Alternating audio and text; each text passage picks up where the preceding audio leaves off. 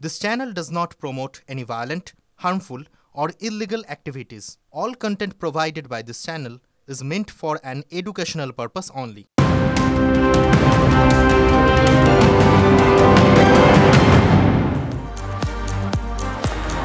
নমস্কার, দেখছেন টিভি9 বাংলা। আপনাদের সঙ্গে আমি অনির্বাণ, ব্রেকিং বেঙ্গল নিয়ে।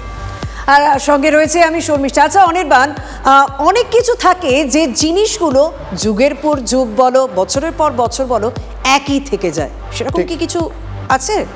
আছে তো বটেই। দেখো, তৃণমূলের জমানায় বাংলায় কোন জিনিসটা প্রবাহমান, মানে জোড়া ফুলের সময় ছিল, আছে এবং থাকবে? উত্তর একটাই, গোষ্ঠীদ্বন্দ্ব। আরেকটু ভেঙে বললে কোন্দলের জোড়া ফুল। বীরভূমের সিউড়িতে বৃহস্পতিবার যা হল, যেভাবে সাংসদের সামনেই তৃণমূলের অঞ্চল সভাপতিকে মারতে মারতে তুলে নিয়ে যাওয়ার চেষ্টা হলো, তাতে একটাই কথা ঘুরে ফিরে আসছে, তৃণমূলের গোষ্ঠীদ্বন্দ্ব যুগ যুগ জিও। তৃণমূল সাংসদের সামনেই তৃণমূলের দুই গোষ্ঠীর তুমুল মারপিট।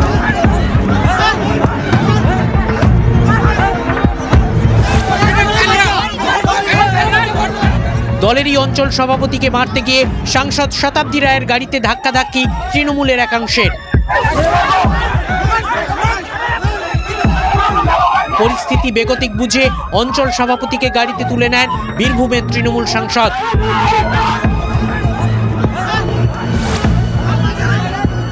তারপরও মারমুখী তৃণমূল কর্মীদের আটকানো যায়নি। শতাব্দী রায়ের গাড়ির সামনে শুয়ে পড়ে পথ আটকানোর চেষ্টা করেন কেউ কেউ। বীরভূমে তৃণমূল আছে, তৃণমূলেই তৃণমূল মারছে তৃণমূলকেই। বৃহস্পতিবার সিউড়ি 2 নম্বর গাংটে গ্রামের এসআইআর সহায়তা শিবির দেখতে গিয়েছিলেন 4 বারের তৃণমূল সাংসদ। পরিদর্শনে গিয়ে দলের খোলাখুলি সংঘাত দেখলেন শতাব্দী রায়। গন্ডগোলে বিরোধীদের যোগ দেখেও তৃণমূল সাংসদের স্বীকারোক্তি, গোষ্ঠীদ্বন্দ্ব আছে এবং থাকবে। গোষ্ঠীদ্বন্দ্ব হলেও তো গোষ্ঠীদ্বন্দ্ব তো থাকবেই, আছেই। গোষ্ঠীদ্বন্দ্বের সঙ্গে এই লোকগুলো তো যুক্ত, যে লোকগুলোর নাম বললাম, যারা অন্য দলের। দলেরই একাংশের কাছে বেদম মার খাচ্ছেন খোদ তৃণমূলের অঞ্চল সভাপতি। রক্তাক্ত তাঁর ভাই, কিন্তু কেন তৃণমূলের দুপক্ষের লাঠালাঠি সামনে চলে এলো? স্থানীয় সূত্রে দাবি, এসব অনুব্রত মণ্ডল ও কাজল শেখের গোষ্ঠীর লড়াইয়ের ফল। আক্রান্ত অঞ্চল সভাপতি অনুব্রত অনুগামী, আর যাঁরা মার দিলেন তারা কাজল শেখের ঘনিষ্ঠ। টোটাল যে বিজেপিটা, সেই বিজেপিটা পূর্ব পরিকল্পিতভাবে প্রকৃত তৃণমূল কংগ্রেস কর্মী যারা এই অঞ্চলের, আমি সহ একজনকে তো রক্তপাত করে দিচ্ছে। যারা পায় আর যারা পায় না, যারা খায় আর যারা খায় না, তাদের লড়াই। খেলা হবে স্লোগান দিয়েছিলেন, খেলার জন্য আপনারা প্রস্তুত, আপনারা গোলকিপারটা মজবুত করুন, তাহলে সেম সাইড গোল হওয়ার সম্ভাবনা বেশি।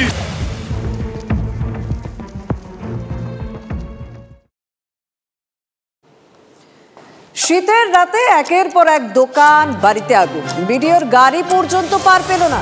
ভয়ঙ্কর এই হামলার অভিযোগ উঠেছে দক্ষিণ 24 পরগনা পাথর প্রতিমা। সময় মতো যৌতুকগৃহ থেকে বেরিয়ে আসায় প্রাণে অনেকে বেঁচে গিয়েছেন, কিন্তু এত বড় ঘটনা কারা ঘটালো? গ্রামবাসীদের দাবি, এলাকায় পরপর চুরির ঘটনায় প্রতিবাদ জানানো হচ্ছিল, কেউ কেউ ধরাও পড়েছিল। সেই আক্রোশেই কি এই হামলা? ঘনিয়েছে রহস্য।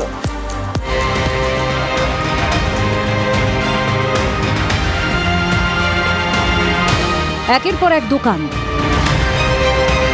একের পর এক বাড়ি জ্বলছে। দমকল পৌঁছলেও রক্ষা করা যায়নি কিছুই, সব ছারখার। এই দেখুন বিডিওর গাড়ির অবস্থা, দেখুন পুড়ে যাওয়া এই বাইকগুলো। ভাববেন না শীতকালে শর্ট সার্কিটের জন্য এই কাণ্ড ঘটেছে। বুধবার মধ্যরাতে সুন্দরবনের পাথর প্রতিমায় দুর্গা গোবিন্দপুরে এমনই ভয়ঙ্কর তাণ্ডব চালিয়েছে দুষ্কৃতীরা। এলাকায় পরপর চুরি, অপরাধমূলক কাজের প্রতিবাদ করার আক্রোশেই কি হামলা? গ্রামবাসীদের অভিযোগ কিন্তু তেমনটাই।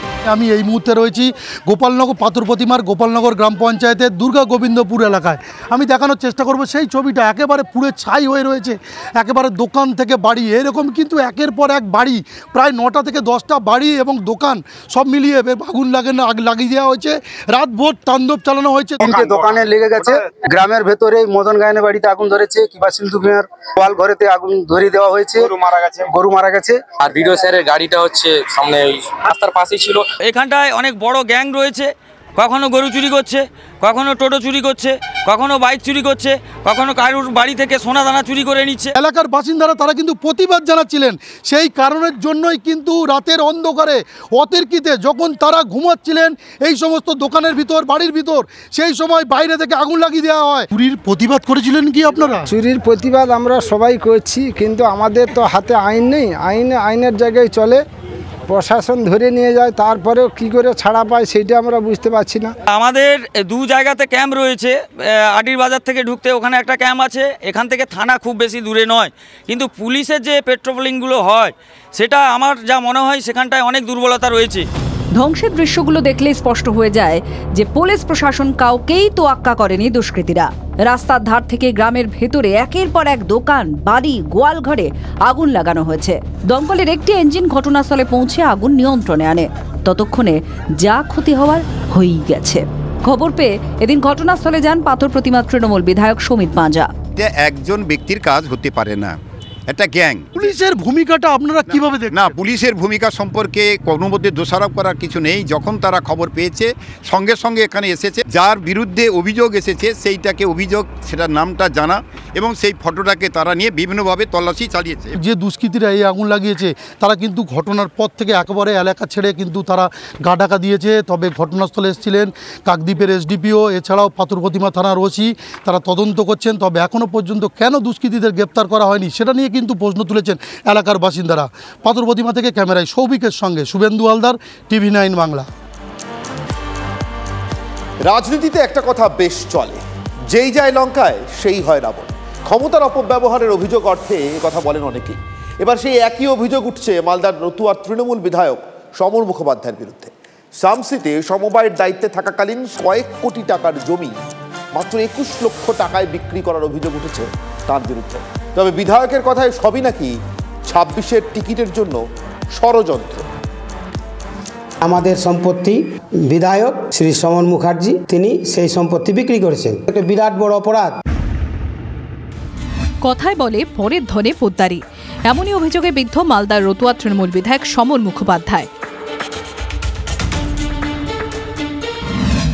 সমবায়ের প্রায় 4 কোটির জমি জলের দরে বেচে দিয়েছেন বলে অভিযোগ শামসি কোঅপারেটিভ মার্কেটিং সোসাইটির সদস্যদের।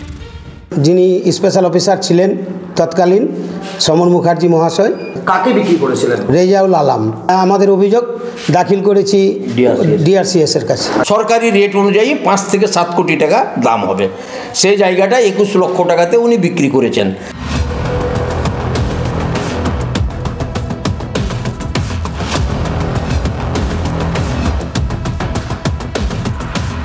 চাঁচলের সিঙ্গিয়া মৌজার 613 খতিয়ানের 2196/2677 নম্বর দাগে এই সেই জমি, পরিমাণ 13 শতক। সমবায় কর্তৃপক্ষের অভিযোগ 2021-এ সমর মুখোপাধ্যায় সমবায় স্পেশাল অফিসার থাকাকালীন মাত্র 21 লক্ষ টাকায় জমিটি বিক্রি করে দেন। 2 বছর পরে বিষয়টি জানাজানি হতেই মালদা সেন্ট্রাল কোঅপারেটিভ ব্যাংকের অ্যাকাউন্টে 21 লক্ষ টাকা জমা দিয়ে দেন বিধায়ক। টাকাটা ঢুকেছে যখন, তখন আমাদের তার 2 বছর আগে কিন্তু জায়গাটা বিক্রি হয়ে গেছে এবং 2 বছর পর টাকাটা ঢুকছে। কিন্তু আরটিআই করে যথেষ্ট প্রমাণপত্র সব কিছু আমি পেয়েছি, তদন্ত কমিটি ইনকোয়ারি রিপোর্টও পেয়েছি, কিন্তু প্রশাসনিক দিক দিয়ে এখন পর্যন্ত কোনো স্টেপ নেওয়া হয়নি। আইনের পথে আমি দেখবো এদের, মানে ওকে যদি আমি নোংরাতে পারি তাহলে সমর মুখার্জি বাদ তৃণমূলের টিকিট নেবার জন্য। বিরোধীদের প্রশ্ন, অভিযোগের সত্যতা যদি প্রমাণিত হয় তাহলে বিধায়কের বিরুদ্ধে ব্যবস্থা কেন নেওয়া হয়নি এতদিন? তাহলে কি রাজ্য সরকার অপরাধ ও অপরাধীকে আড়াল করতে চাইছে? রাজ্য সরকারের এটা একটা পরিকল্পিত লুটের ব্যবস্থা। জমি হাতছাড়া করতে গেলে বিএলআর ডিএল অফিস লাগবে, সঙ্গে পুলিশ লাগবে, সঙ্গে তৃণমূল লাগবে, নাহলে হতে পারে না।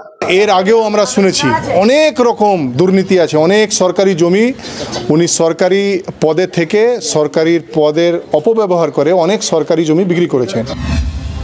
এই প্রথম নয়, কখনো ভুয়ো কাজ দেখে উন্নয়ন পর্ষদের টাকা আত্মসাৎ, মৎস্য সমবায়ের জলাশয় দখল, যখন যে দলেই থাকুন না কেন গত 1 দশকে একাধিকবার দুর্নীতির অভিযোগ উঠেছে প্রবীণ বিধায়ক সমর মুখোপাধ্যায়ের বিরুদ্ধে। 26শে বিধানসভা ভোটে রতুয়ার ময়দানে এই সমস্ত ইস্যুতে বিরোধীদের আক্রমণ সামলাতে হবে তৃণমূল কংগ্রেসকে। মালদা থেকে শুভতোষ ভট্টাচার্যের রিপোর্ট, TV9 বাংলা। এসআইআর আবহে স্বরূপনগরের হাকিমপুর সীমান্ত দিয়ে পুশব্যাক চলছে। অনুপ্রবেশকারীদের হোল্ডিং সেন্টারে তুমুল বিশৃঙ্খল পরিস্থিতি। হোল্ডিং সেন্টারের সামনে একদল লোকের হুজ্জতে খবর করতে গিয়েছিলাম আমরা। TV9 বাংলা প্রতিনিধির গায়ে হাত দেওয়া হলো, ক্যামেরা ভাঙার চেষ্টা পর্যন্ত হলো।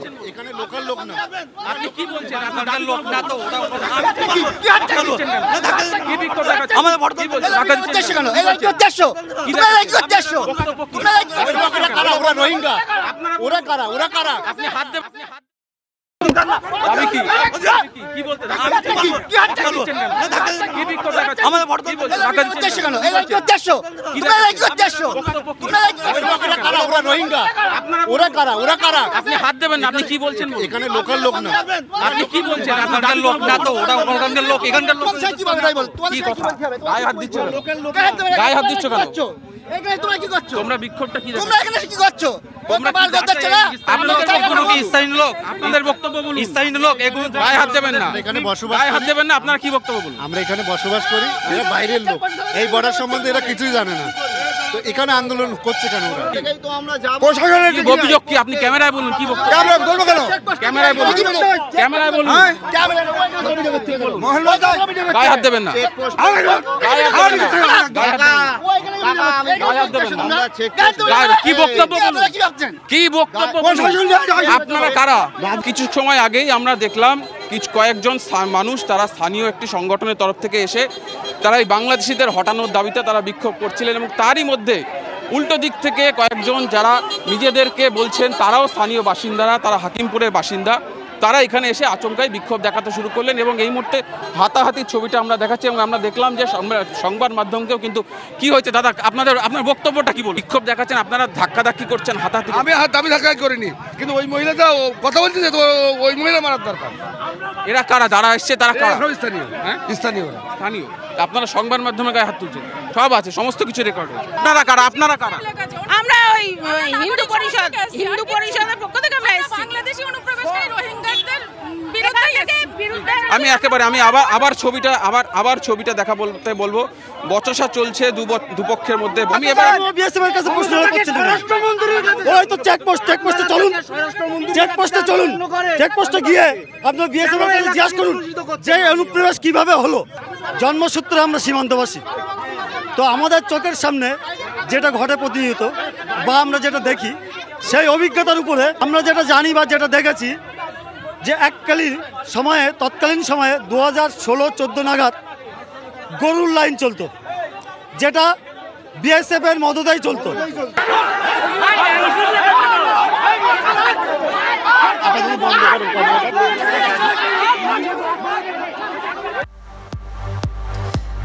এবার একটু মালদার দিকে নিয়ে যাই। টাকা না দিলে বাংলার বাড়ি প্রকল্পের তালিকা থেকে বাদ যাচ্ছে না, এমনই অভিযোগ তুলে তুমুল বিক্ষোভ চাঁচলে। অভিযোগ, এনকোয়ারির নাম করে 20,000 টাকা করে চাওয়া হচ্ছে। উপভোক্তাদের দাবি, এর সঙ্গে যুক্ত ব্লক প্রশাসনের লোকজন। চাঁচলে বিডিও অফিস ঘেরাও করে বিক্ষোভ চলে। বঞ্চিতদের দাবি, চাঁচল 1 নম্বর ব্লক এলাকায় বাংলার বাড়ি প্রকল্পে একাধিক যোগ্য উপভোক্তার নাম ছাঁটাই করা হয়, যাদের অধিকাংশ গৃহহীন। তবে সরকারি কর্মীদের বিরুদ্ধে কাটমানি তোলার অভিযোগে শিলমোহর দিয়েছেন তৃণমূলের জনপ্রতিনিধিরাও।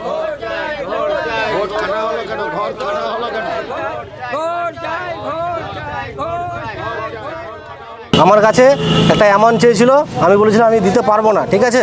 তো তারপরে আমি হায়দ্রাবাদে আমার নিজস্ব একটা চিকিৎসার জন্য চলে গেছিলাম। তারপরে এসে দেখি যে আমার যে লিস্টের প্ল্যান আছে, ওই প্ল্যানে আমার নাম নেই। কেন কাটলো নামটা? এখন টাকার জন্য টাকা চেয়েছিল, আমরা টাকা দিতে পারিনি, ওই কারণে। ওরা কারা? যারা এসেছিল ইনকোয়ারি করতে। হ্যাঁ, লিস্টের নাম আছে, কেটে দিয়েছে এই যে রিসিভ কপি। কেন কাটলো? কেন কাটলো তো আমরা কি বলবো, টাকা পয়সা চাইছে, হয়তো টাকা পয়সা দিতে পারি না।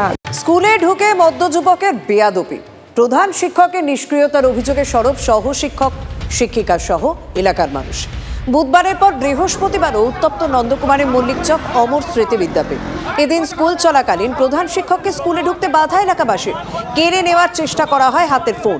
স্কুল গেটের বাইরে চলে বচসা। বুধবার দুপুরে স্কুল পার্শ্ববর্তী এক এলাকাবাসী মত্ত অবস্থায় স্কুলে ঢুকে সহ শিক্ষক শিক্ষিকাদের কদর্য ভাষায় গালিগালাজ করে বলে অভিযোগ। পুলিশ গিয়ে অভিযুক্তকে আটক করলেও গোটা কাণ্ডে প্রধান শিক্ষক নীরব ছিলেন। অভিযুক্তেরই পক্ষ নিয়েছেন বলে দাবি শিক্ষক সহ এলাকার মানুষের। এদিকে গোটা ঘটনায় চক্রান্তের শিকার বলে সাফাই দিয়েছেন প্রধান শিক্ষক।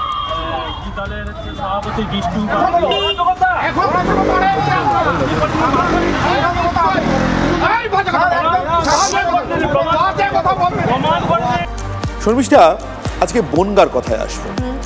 এক অদ্ভুত পুরসভা, শহরটাও কিছু কম অদ্ভুত নয় রাজনীতির বিচারে।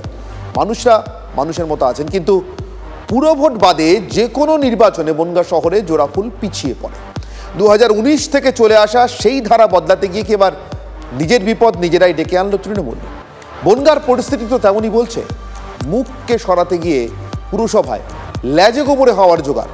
দলেরই একটা অংশ নেতৃত্বের প্রতি আস্থা হারাচ্ছে এবং সেই বিক্ষুব্ধদের দল কিন্তু ক্রমশ ভারী হচ্ছে। জেলা সভাপতি বিশ্বজিৎ দাসের সঙ্গে গোপাল শেঠের সংঘাতের মাসুল শেষমেশ গুনবে তৃণমূল।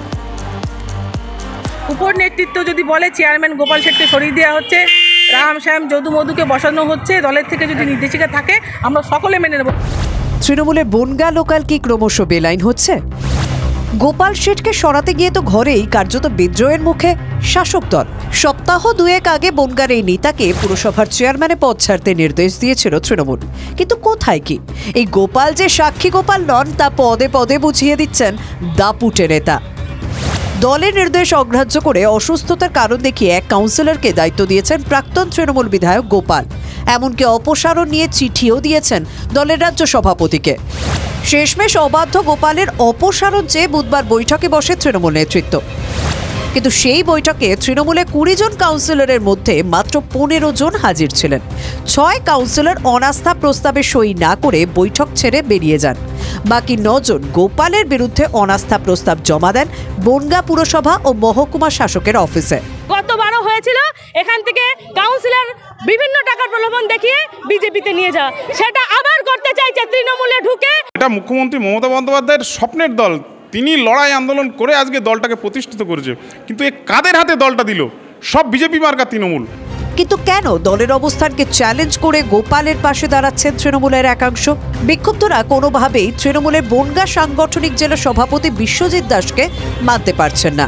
তারা মনে করিয়ে দিচ্ছেন বিশ্বজিতের দল বদলের ইতিহাস। গোপাল শেঠের অনুগামীরা বলছেন 2019 লোকসভা ভোটের পর তৃণমূল ছেড়ে বিজেপিতে যোগ দিয়েছিলেন বনগাঁ উত্তরের তৎকালীন বিধায়ক বিশ্বজিৎ দাস। বিশ্বজিতের সঙ্গে বিজেপিতে যোগ দেন সেই সময় বনগাঁর 12 জন তৃণমূল কাউন্সিলর। তারপরে বনগাঁয় তৃণমূলের বিরুদ্ধে অনাস্থা আনে বিজেপি। শেষ পর্যন্ত অবশ্য গড় রক্ষা করতে পারে তৃণমূল। 21 বিধানসভা ভোটের পর অবশ্য বিশ্বজিৎ বিজেপি ছেড়ে পুরনো দলে ফিরে আসেন, পরে পদও পান। কিন্তু তাকে এখনও মানতে নারাজ গোপালের দলবল।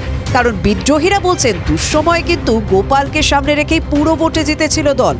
গত 3-4 বছর আগে বিশ্বজিৎ দাস তিনি এর আগে বনগাঁ পৌরসভার একাধিক কাউন্সিলরকে নিয়ে বিজেপিতে যোগদান করেছিলেন। ফলে এখানে আবার ওরকম কোনো চক্রান্ত চলছে না, তো এই ধরনের অভিযোগ তারা তুলছেন।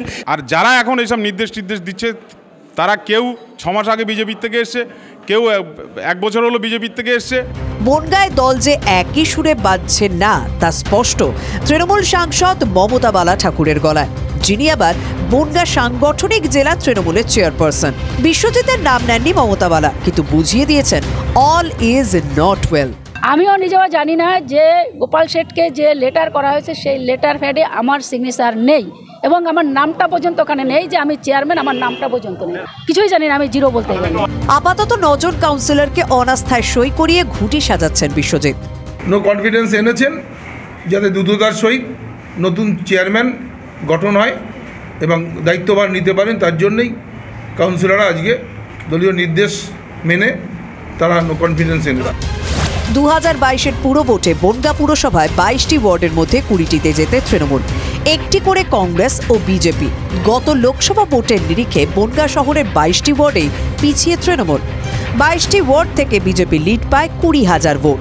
এই পরিস্থিতিতে 9 জন কাউন্সিলরকে দিয়ে অনাস্থা আনতে গিয়ে কি মুখ পুড়বে তৃণমূলের? আর নেপোয় দই মারার জন্য কি তৈরি বিজেপি? বনগাঁর 22টা ওয়ার্ডের মানুষের নাগরিক পরিষেবা বন্ধ হয়ে যাচ্ছে।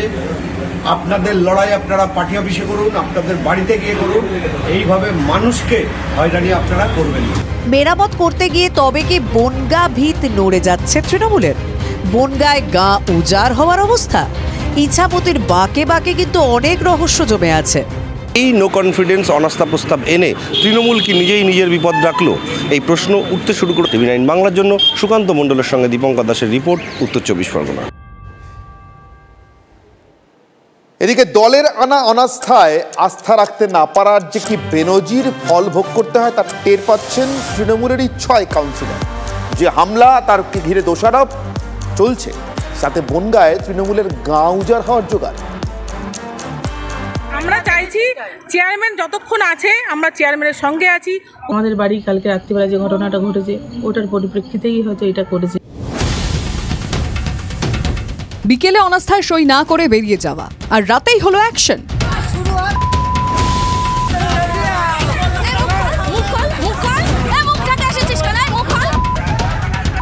একেবারে সিনেমার সিংঘমের স্টাইলে হামলা।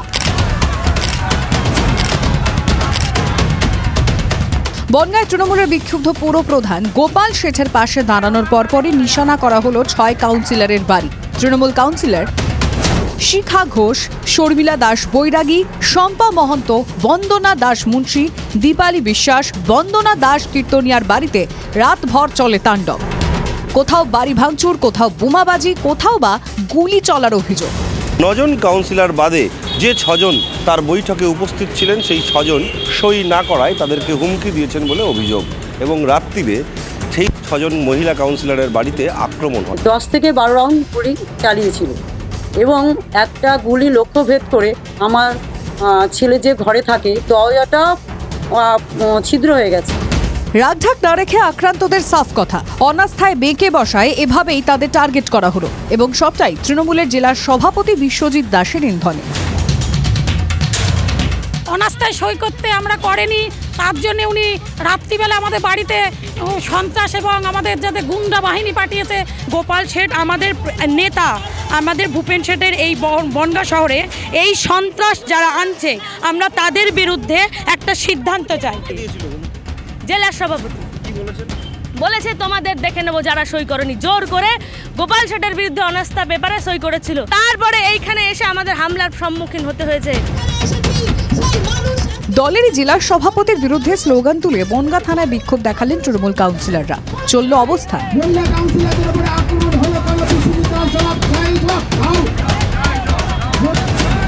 তাৎপর্যপূর্ণ বিষয় হলো বনগাঁয় দলের কাউন্সিলররা মার খাওয়ায় সেখানে তড়িঘড়ি ছুটে যান তৃণমূল সাংসদ মমতা বালা ঠাকুর। আক্রান্তদের সঙ্গে আলাদা করে কথা বলেন। আচমকাই বনগাঁ পৌর রাজনীতিতে মমতা বালা ঠাকুরের প্রবেশ।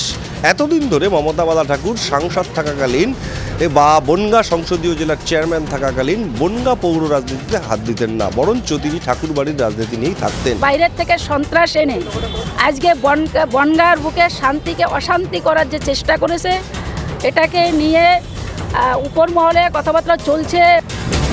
বনগাঁয় যারা দীর্ঘদিন পুরো রাজনীতির সঙ্গে যুক্ত তারা বলছেন এমন সন্ত্রাস বেনজির। পাশাপাশি তারা এও মনে করিয়ে দিচ্ছেন যে কাউন্সিলররা হামলার মুখে পড়েছেন তারা সকলেই মহিলা, এবং 6 জনের মধ্যে 5 জনই মতুয়া সম্প্রদায়। মতুয়াগড়ে মতুয়া কাউন্সিলররাই যদি অরক্ষিত হন, তা কি তৃণমূলের জন্য ভালো বিজ্ঞাপন?